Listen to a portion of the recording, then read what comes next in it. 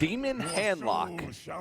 So Demon Handlock for Secret Paladins. Secret Paladins usually do not run Equality, which is a big card that could be useful against Demon Handlock. But they do have a lot more potential burst damage than, say, a mid-range Paladin might have. Yeah, Quartermaster really about the only burst damage that a mid-range Paladin has. And when they spend that much time trying to set up a bunch of 1/1s, the opponent gets time to pick it apart. With the Secrets Paladin deck, you're looking to get on the board early and start swinging away. Again, it's not a very subtle deck. The big benefit they have in this situation, I think, is that they have Pilot Shredder and they have Blessing of Kings. So if they have to fight some sort of weird attrition battle, they actually can do it for a couple turns and hope that Mysterious Challenger can carry them through. The problem with that is that I don't think you're ever keeping either of those cards in your open hand. So if you're mulliganing them for the early drops, you're at the mercy of your draws once again to get the job done. That's really thinking ahead. Well, if we play the Attrition War, maybe we should keep both Pilot of Shredder and Blessing of Kings. Yeah, San Diego wisely keeping this Molten Giant too. They understand that their game plan is going to involve getting a massive swing turn with Molten Giant. And now we're seeing a very different side of this Paladin deck. In game one, we saw a bunch of secrets. Now we see Aldor Peacekeeper and Dr. Boom in here. Yeah, this seems to be a little bit of a slower variation of Secret Paladin. No Secret Keepers. Light on the early drops, but heavy on the mid-range. Heavy on Aldor Peacekeepers, Pilot of Shredders, Sludge Belchers. Cards like that, which you don't see like Aldor Peacekeepers and Sludge Belcher in the faster versions of Secret Paladin. You know, but we also did see Divine Favors. This is a really interesting Secret Paladin deck. Occasionally you'll see one Peacekeeper, but I'm surprised that he's got Peacekeeper, Dr. Boom, and Divine Favor in here. That is a very interesting choice. Wow, double Mortal Coil right away for San Diego on this Knife Juggler. Obviously very concerned with the amount of damage that can come from this, but I don't know if they've thought through this shielded mini-bot properly.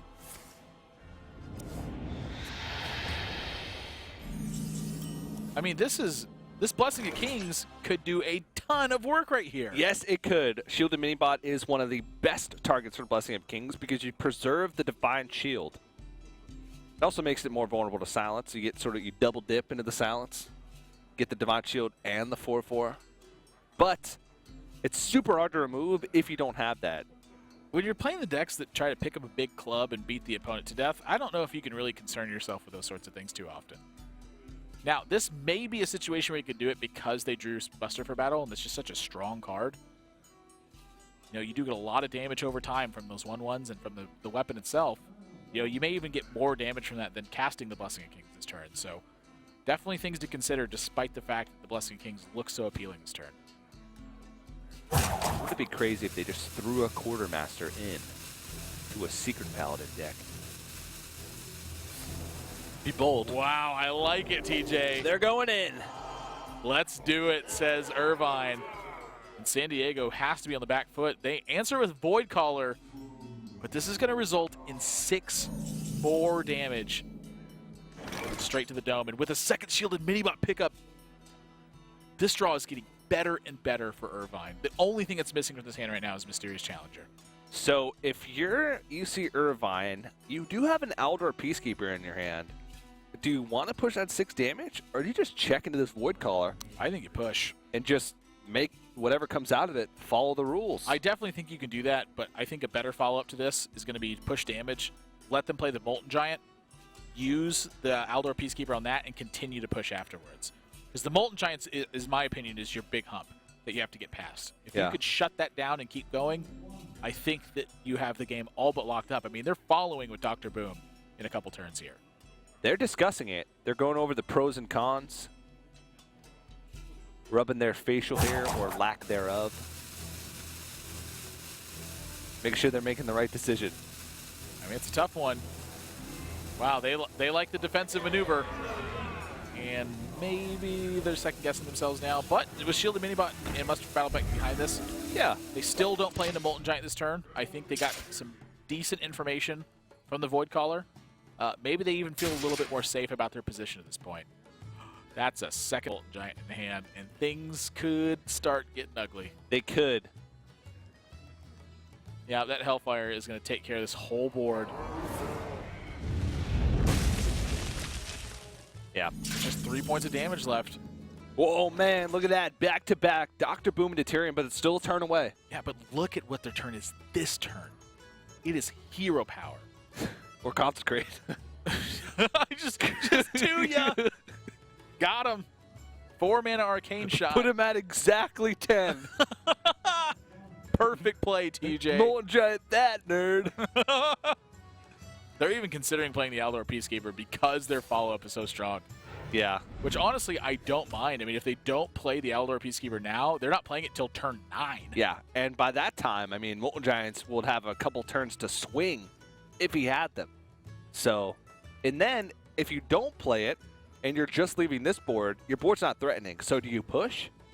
I think this may be a turn where you actually don't push any Yeah. damage. Without a big board, I think holding could have a lot of merit because you just don't have a board to fight in the chance that he does have a Molten Giant or even 2, especially 1 golden and 1 non-golden. I think they're debating pushing a single point of damage. And they've determined that that is the perfect amount to push. Nope. Ah, they're going, what? No, they hold off. Their better sense has said no. Either way, they're getting punished. It's a little interesting that they decided to attack once. They attacked just enough to where double Moltens are activated. Well, yes, but you know, if they want to play them as 3/3s, I think Actually, that's totally fine. they did it just enough to where if you tap, you can play double Molten Sun Fury. 13 seems like a really odd number to stop at. Well, it does force them to tap, and it would force them to have 2 Molten Giants, which they happen to have. And look at that. They had that Dr. Boom, and San Diego picked up the big game hunter behind this. I don't know if Irvine can ever push through 16 power with the Molten Giants without some miracle boom bots. Oh, well, they're actually thinking about dark bombing the shielded mini bot instead of playing down the Sun Fury Protector. Maybe thinking they don't need a wall just yet. Well, maybe they're considering the implications of equality. And that's really what I see happening in this spot. Equality is would be a really weird card to fit in, but with Aldor Peacekeeper, I mean, When you see your opponent play double Molten Giants and they dark bomb your shielded mini bot, are you thinking they don't have a taunt? maybe it's a mind game. If you're in Irvine's seat right now and you just saw a double Molten Giant dark bomb your 2/2, I'm thinking if I'm in Irvine's seat that I see this True Silver champion and I go, you know what? I don't think he's got a taunt. Smack him over 2 turns, combined with the Consecrate, would be exact lethal over 2. With that 1 hit from the Silverhand Recruit. Dr. Boom is just so appealing here, though.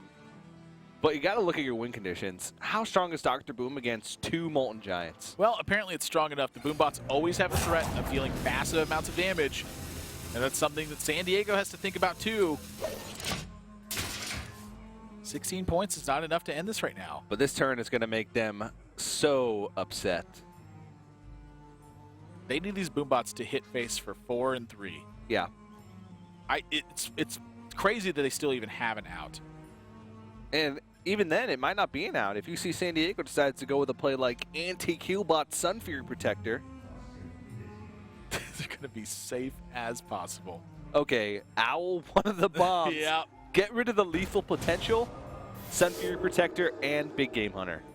Looks like that's going to be what the play here. Now, yeah, that's really safe. Now, something that happens here, though, is the Tyrion does get opened up at this point. I mean, you're pushing 16 damage. Yeah, I don't think that they're getting past this. Who cares about the Ashbringer? He's going to have enough to end the game next turn. I think it's been pretty much locked up. Yeah, I don't see climbing out of this for Irvine. I think they've done a great job at fighting this game, but at the end of the day, just not the early game here to keep the pedal down and really keep the pressure going. Yeah, you play Tyrion now as Uther's reaching up to grab the Ashbringer. Gul'dan just slams him in the gut. It kills him.